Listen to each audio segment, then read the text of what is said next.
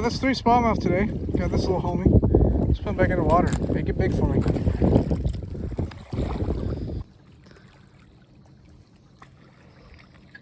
There he is. Beautiful smallmouth. Look on the inside. See part of his dinner. Let's get back inside the water.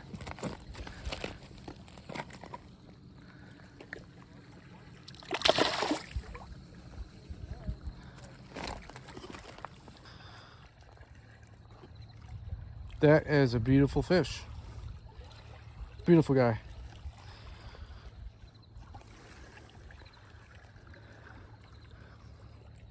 Swim back in. Got this nice little white crappie with a rooster tail. First time catching a crappie. Got this dude right off the spinnerbait. That guy right there. Nice largemouth.